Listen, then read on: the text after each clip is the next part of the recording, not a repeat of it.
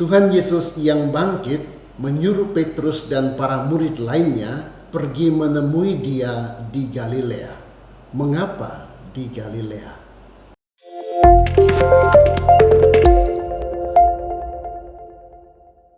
Saudara-saudari terkasih, selamat Paskah semuanya. Tuhan telah bangkit, haleluya. Kalau kita membaca kisah kebangkitan Yesus menurut Injil Matius dan Injil Markus, yaitu Matius bab 28 ayat 1 sampai 10 dan Markus bab 16 ayat 1 sampai 8, kita mendengar bahwa malaikat Tuhan menyampaikan berita kepada Maria Magdalena dan perempuan-perempuan lain yang datang ke kubur Yesus bahwa Yesus bangkit. Malaikat itu berkata, "Jangan takut, karena Yesus dari Nazaret yang disalibkan itu telah bangkit. Ia tidak ada lagi di makam, dia telah bangkit."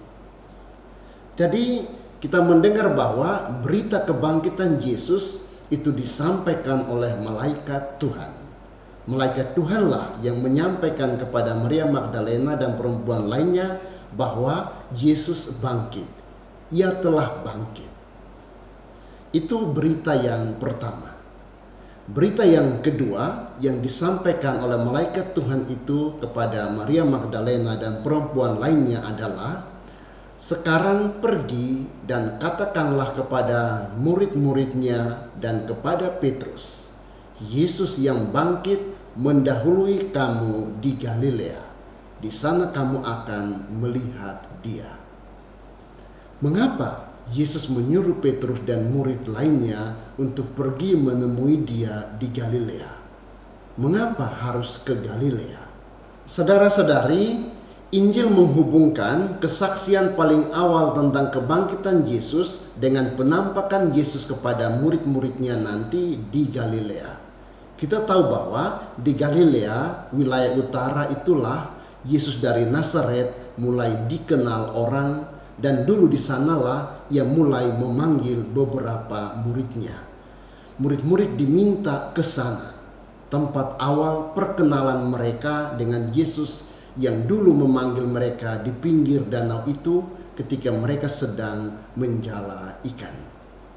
Kita tahu bahwa ketika Yesus ditangkap, disiksa, dan disalibkan, para murid tercerai-berai.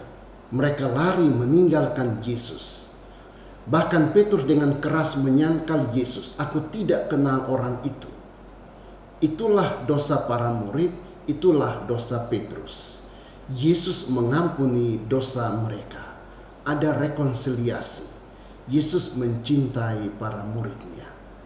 Dan mereka disuruh ke Galilea karena di Galilea Yesus mau kembali membina mereka.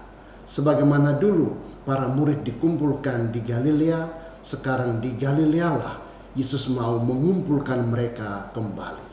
Yesus mau mengulang kembali apa yang disebut proses kemuridan. Yesus mau membina mereka lagi dari awal. Para murid dibina kembali untuk lebih mengenal Dia dan kembali menjadi muridnya yang setia.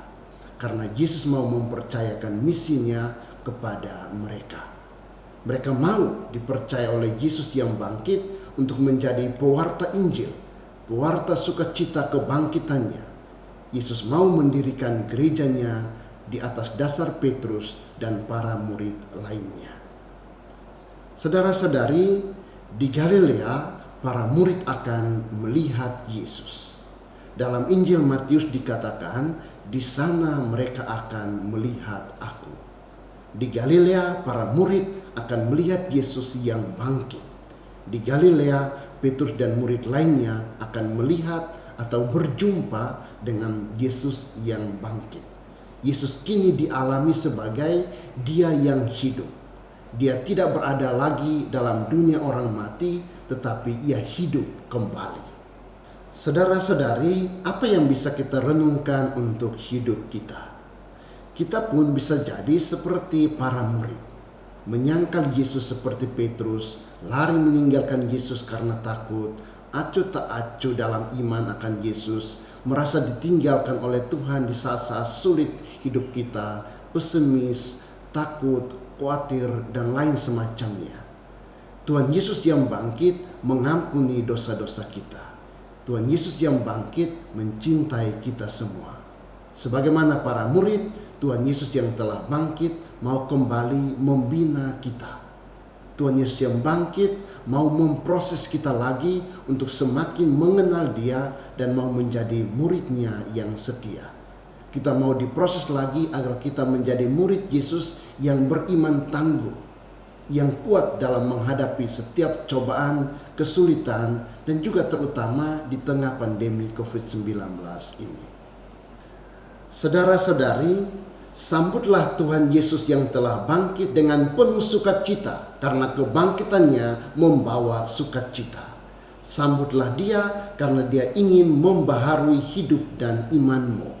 Semoga Kristus yang bangkit membuka hatimu kepada kebaruan yang mengubah, kepada kejutan rahmat Allah yang sangat indah. Semoga Ia membantu kita merasakan kehadirannya sebagai Dia yang hidup dan bekerja di tengah-tengah kita, dan kita boleh mengalami rahmat Paskah. Saudara-saudari, selamat Paskah. Tuhan Yesus yang bangkit memberkati kita semua.